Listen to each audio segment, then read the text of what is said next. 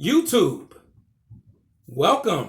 This is Glenn Coward here for Jehovah Witnesses. Wake up, number 3.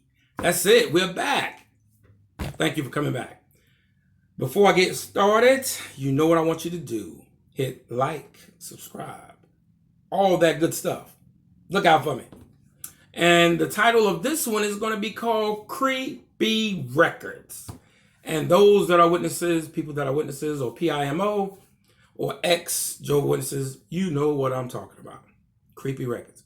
But before I get into the creepy records, I decided to do something every time I make a video now. I'm going to say something or tell something about something that happened in my lifetime that was a little bit on the lighter side and it was more fun. It wasn't all bad being raised a witness. You know, you had your things that you didn't regret it, but then you had some nice times. I'm going to go to a quick little story. Normally, for the witnesses, we used to have what is called a district convention every Sunday. I mean, not every Sunday, every summer, one time. And it would be in Hampton, Virginia. And that gave us gave us a time for one time out of the year when it was like a vacation for those ones that couldn't afford a vacation. So we would go like Thursday, Friday, Saturday, Sunday, and it would be in Hampton, Virginia. And you would have witnesses from some parts of Virginia, some parts of North Carolina. They would all come together. And it'd be normally like 7,000 to 10,000 people. And it was nice. You know, you get a chance to meet new people. And then you didn't feel out of place like you did in regular society because everybody was there pretty much on the one accord. So it was nice. It was nice. I did say, you know, we had fun. Some of the best times I had in my life was when I was with other guys. Some guys from Hampton, guys from Roanoke Rapids. Man, we had a ball.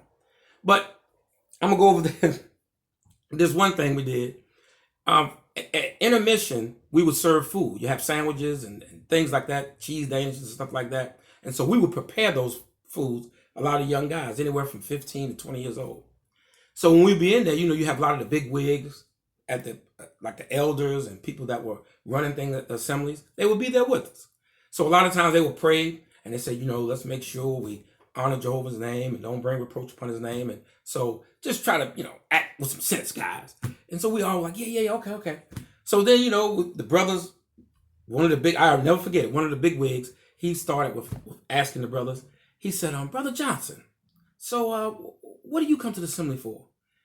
And, you know, everybody wanted to tell the brother exactly what you wanted him to hear. So he was like, well, you know, I come, first of all, I come to receive the spiritual food that we're going to be receiving from the platform and to hear the experiences and the good association and stuff like that. So it got around to me, and this is probably why I'm on this site right now. So, Brother Coward, what do you come to the assembly for? And of course, I said what everybody else said. I said, you know, it's good association. We're receiving the food from the Bible and Jehovah's Spirit, and hey, what else can you say? And I said, but there's a but. Number 2, all these fine women. I come to chase some women. And the brothers, my father was in there. He was like, Glenn, I said, man, he's ass. I told him, I said, do you notice when you come up to the assembly or to the Hampton Coliseum, when you walk up, you had a little platform where all the guys would be up to the top and they could see the people coming in. And I asked the brother, I said, when you come in early in the morning, you see all those guys that are up there to the top? He said, yeah. I said, you ever seen a bird a telephone pole and you see all the crows line up and sparrows line up? I said, that was us. We were checking out the women coming in and we was like, hey, I'm gonna go for that one, I'm gonna go for that one, I'm gonna go for that. Hey, that's what it was. So, you know, that was something that we had fun. We would chase the women at halftime, you know, during the intermission, had our ball. We had hotels rooms. We didn't have sex or nothing, but we cut up. I will say that. But that's something that we experienced as Jehovah's Witnesses that was not all bad. And I'm sure a lot of you remember that. Okay? Now, getting to these creepy records. I'll put it to you this way. I haven't been a witness in over 25 years. If I try to become a witness right now, they can go back and look as to why I was disfellowship while I left the organization. If I were to become a witness and I wanted to move to like California and I wanted to get a new start on life, those records would follow me. If I had a problem, it would be on my publisher card and it would follow me until I die. And every witness know what I'm talking about. And I've always had a problem with that. I think that's a little bit too invasive.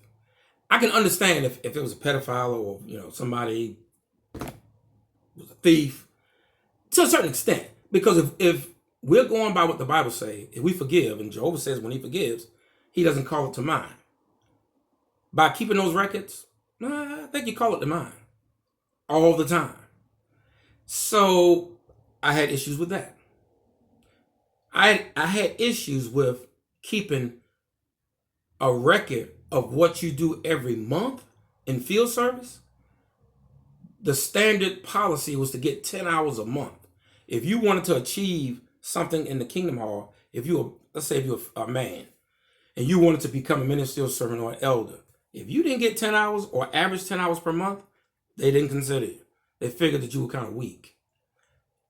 That's a man's policy.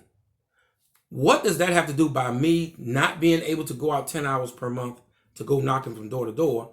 How is that showing that I don't have love for Jehovah? That's a man-made policy. And one of the things I used to hate is as we got older and you would talk to other guys, maybe when they got 21, 22, 23, 24, they would talk about getting a position like it's a corporate ladder. When you would see a brother in another hall, so, hey man, you a ministerial servant yet? You an elder yet? Yeah, and they used to use these abbreviations. I think I'm an MS now.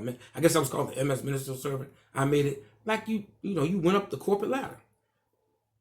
Man-made. I'd never liked that.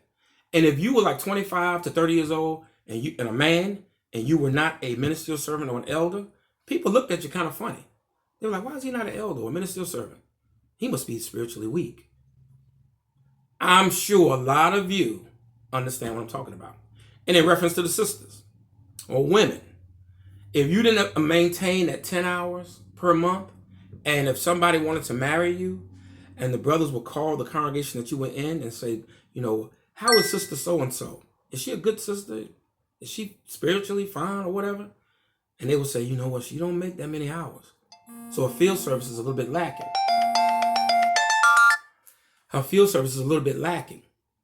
And so they would be thinking that. And like I said, I never agreed with any of that. And I just wanted to, even though I started out on the lighter terms, I just wanted to talk about creepy records, how the witnesses keep these records.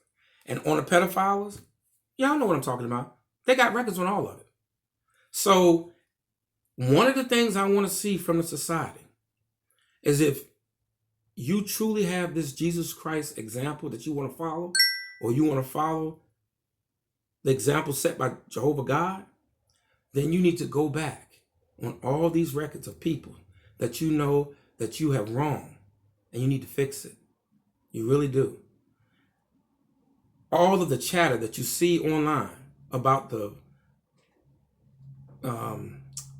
child molestation problem that they're having in the congregation, you can easily fix it. Admit to it, that we dropped the ball, we made a mistake. Being that we have these records now, we're going to go back and we're going to fix it. They can do it. So if you want to see the internet chatter slow down, admit to your problem and go back and fix it. That's all I got to say right now. I'll be back for number 4. Take care.